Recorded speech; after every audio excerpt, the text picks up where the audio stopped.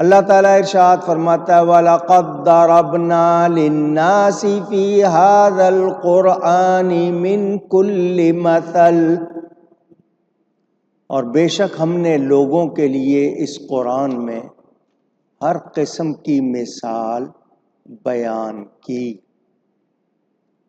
قرآنی مثالیں لوگوں کو سمجھانے کے لیے ہیں، حضور صلی اللہ علیہ وسلم کو سمجھانے کے لیے نہیں، بلکہ ان کے ذریعے ہمیں سمجھانے کے لیے اللہ مثالیں دے کر بات سمجھاتا ہے۔ حضور صلی اللہ علیہ وسلم تو اللہ کی عطا سے پہلے ہی سمجھے ہوئے ہیں، جیسے کہ قرآن ہمارے لیے ہدایت ہے، نازل ہوا حضور پر، وہ تو ہادی بن کر آئے، خود ہدایت دینے کے لیے آئے، وہ پہلے سے ہی ہدایت یافتہ ہیں، ہدی للناس، لوگوں کے لیے۔ تو مثالیں دے کر بات کو سمجھانا یہ اللہ کی سنت ہے، تاکہ لوگوں کو آسانی سے اچھی طرح بات سمجھ میں آ جائے۔ میرے دوستوں اور بزرگوں، اللہ تعالی قادر و قدیر ہے، اس کے کلام جیسا کوئی کلام نہیں۔ قرآن کا ہر مضمون عجائب اور غرائب بھرپور ہے، بھرا ہوا ان سے۔ کتنی باتیں ہیں اگر آسان کر کے نہ سمجھائی جائیں تو سمجھ میں آتی نہیں۔ اللہ تعالی نے مہربانی کی، حضور صلی اللہ علیہ وسلم کے ذریعے ہمارے لیے آسانیاں کر دی، انہوں نے ہمیں آسان کر کے سمجھا دیا۔ وَلَئِنْ جِئْتَهُمْ بِآيَةٍ لَيَقُولَنَّ الَّذِينَ كَفَرُوا، اور اگر تم ان کے پاس کوئی نشانی لاؤ تو ضرور کافر یہ کہیں گے ان انتم الا مبطلون، تم تو نہیں مگر باطل پر۔ قساوت دل کی سختی کو، دل میں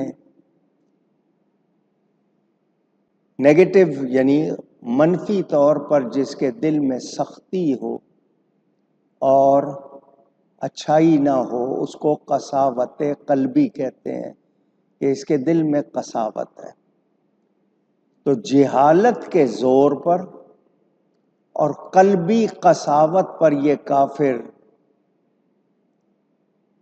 حضور صلی اللہ علیہ وسلم اور صحابہ کو کیا کہتے ہیں کہ تم بناوٹی باتیں بنانے والے، بتانے والے ہو۔ یعنی ان کے نزدیک نبی جو کہتے ہیں وہ سچ نہیں۔ ایمان والا اگر ایسا کہے تو بتائیے ایمان پر رہے گا؟ نہیں۔ میرے دوستوں اور بزرگوں، ابطال ایک ہوتا ہے حق، ایک ہوتا ہے باطل۔ احقاق حق، سچ کو سچ ثابت کرنا، ابطال باطل، غلط کو غلط ثابت کرنا، یعنی شے کو فاسد کرنا، اس کے وجود کو ختم کر ڈالنا۔ لیحق الحق ویبطل الباطل، اب پڑھتے ہیں قرآن میں کہ حق کو ثابت کرے اور باطل کو مٹائے۔ ایک اصول یاد کر لیجئے، سچ رہنے کے لیے ہے، باطل مٹنے کے لیے۔ باطل وقتی طور پر جھاگ کی طرح ابھر سکتا ہے مگر رہ سکتا نہیں، اور حق کو جتنا مرضی دبا لو وہ ختم ہو سکتا نہیں۔ میرے دوستوں اور بزرگوں، ایمان والے کا دل ایمان پر پکا ہوتا ہے، شک والی بات اس میں جگہ نہیں پاتی۔ جس میں شک آ جائے پھر اس کا ایمان درست رہتا نہیں۔ یقین ہونا چاہیے، اور سچ کے معاملے میں کبھی بھی دشمن بھی ہو تو اس کا بھی آپ کو یہ نہیں ہو کہ یہ دشمن ہے تو میں جھوٹ بول دوں، نہیں، سچ پر رہنا ہے۔ سچ خوشبو ہے، جھوٹ بدبو ہے۔ اگر واقعی محسوس ہو سکتا تو جب آدمی جھوٹ بولتا ہے اتنی بدبو کہ کسی سے برداشت نہ ہوتی۔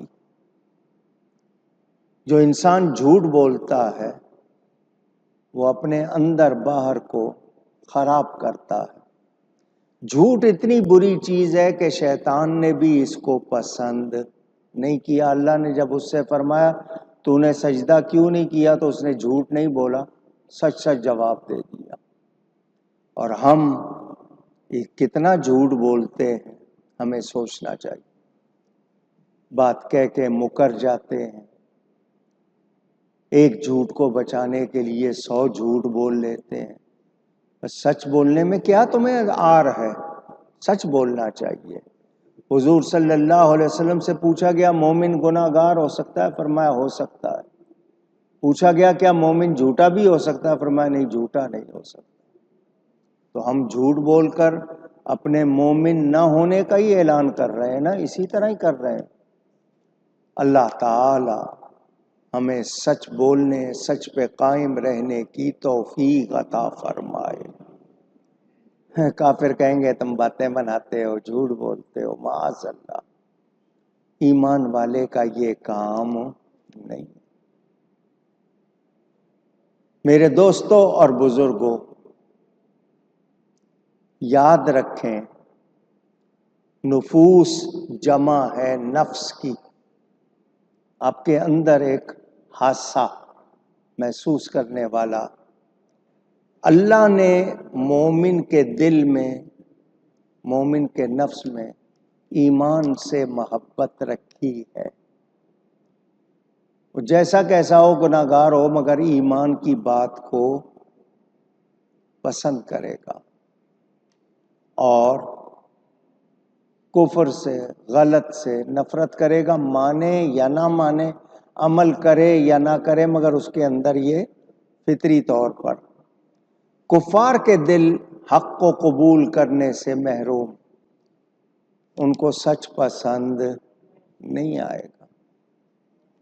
تو یہ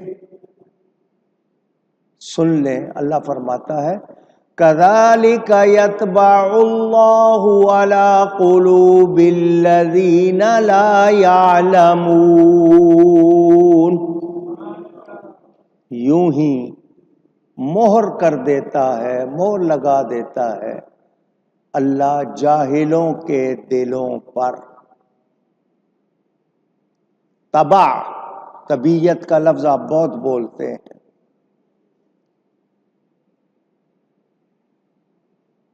انسان کی طبیعت شریعت کے ماتحت ہونی چاہیے، مگر ہماری کوشش ہے کہ شریعت ہماری طبیعت کے ماتحت ہو جائے۔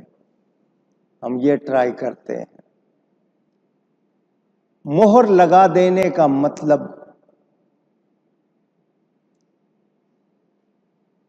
کہ اس سے وہ بندہ سوچنے، سمجھنے، دیکھنے، قبول کرنے سے محروم ہو جاتا ہے، سیل لگ جاتی ہے، حق بات پھر اس کے اندر ٹھہرتی اور جاتی نہیں۔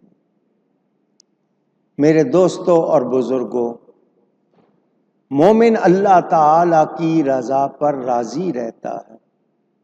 کافر کے منہ پہ ہر وقت شکایت ہوگی، بہانے بنائے گا، لیکن ایمان والا سچ کو مانے گا، قبول کرے گا۔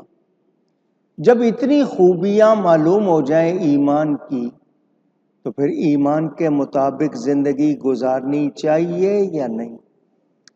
ہم لوگ اکثر دعا کرتے ہیں اور کرتے رہنے چاہیے کہ یا اللہ خاتمہ ایمان پر ہو، دنیا سے جائیں تو ایمان کے ساتھ جائیں۔ یہ دعا ہم سب کرتے ہیں، کرنی چاہیے، مگر یہ دعا کیوں نہیں کرتے کہ یا اللہ دنیا میں رہیں بھی تو ایمان پر، ایمان کے ساتھ جینا ایمان پر کیوں نہیں چاہتے؟ مرنا ایمان پر تو چاہتے ہیں، جینا ایمان پر کیوں نہیں چاہتے؟ آپ اپنی طبیعت کے مطابق نہیں، یار مجھے یہ چیز اچھی لگ رہی ہے، وہ چیز آپ کے لیے اچھی نہیں ہے، مگر وقتی طور پر آپ اس پہ مائل ہو جاتے ہیں، اس کو اختیار کر لیتے ہیں۔ 2 منٹ کا مزہ، 3 منٹ کا مزہ، 4 منٹ کا مزہ، 10 منٹ کا مزہ، گھنٹے کا مزہ، اس کے بعد پھر آپ کو پچھتاوا ہوتا ہے اور وبال رہتا ہے۔ اے انسان، جنہوں نے دنیا کی لذتوں کو چھوڑا، آخرت کے عیش کو اختیار کیا، ان کی زندگی میں کیا کمی رہی؟ اللہ والے دنیا کی لذتوں کو اختیار نہیں کرتے، آخرت کا عیش پسند کرتے ہیں، ان کی زندگی میں کیا کمی رہی؟ اگر آپ نے ناچ گانے میں جا کر وقت نہیں گزارا تو زندگی میں کیا کمی آ گئی؟ پوچھ رہا ہوں۔ کوئی ناچ گانے کا پروگرام تھا، آپ اگر نہیں گئے تو کیا زندگی میں کوئی کمی رہ جائے گی؟ جائیں گے وہاں پر، بعد میں کہیں گے اوہو میں نے گناہ میں وقت گزارا، پچھتاوا الگ ہوگا، اس کا وبال گناہ کا الگ ہوگا، مگر نہیں، وقتی طور پر جانا ہے چلے جاتے ہیں اور پھر اپنے آپ کو ملامت کرتے ہیں۔ تو اے انسان، اپنی طبیعت پر قابو پا، تو پا سکتا ہے۔ ڈاکٹر تجھے کہہ دیتا ہے فلانی چیز نہیں کھانی، رک جاتا ہے یا نہیں رک جاتا؟ تو جس طرح جسم کو بچانے کے لیے تو غذاؤں سے پرہیز کرتا ہے، اسی طرح دل اور روح کو، ایمان کو بچانے کے لیے گناہوں سے پرہیز کیوں نہیں کرتا؟ پرہیز اور پرہیزگاری دونوں میں فائدہ ہی فائدہ ہے۔ جو سمجھدار ہوگا وہ کہے گا پرہیز علاج سے بہتر، وہ کہے گا میں پرہیز کر لوں، نہیں تو بعد میں مجھے علاج کرنا پڑے گا، تکلیف سے گزرنا پڑے گا، پرہیز بہتر ہے۔ اسی طرح نیک کہے گا پرہیزگاری کر لوں، گناہ کر کے بھگتنے سے یہ بہتر ہے۔ تو طبیعت پر قابو پانا چاہیے۔ دین کی راہ میں تکلیف آتی ہے، ایذا پہنچتی ہے، اس پہ صبر کریں، کیونکہ اللہ تعالی کا وعدہ ہے وہ ہمیں ہر تکلیف پر بھی اجر دیتا ہے۔ آزمائے جاتے ہیں، کبھی بڑی تکلیفوں سے بچانے کے لیے چھوٹی تکلیفوں میں ڈالے جاتے ہیں، یہ نظام ہے، قانون ہے قدرت کا۔ آپ اپنی عقل سے لاکھ سوچیں، دوسری چیزوں پہ جاتے ہیں، وہاں پر ایک انسان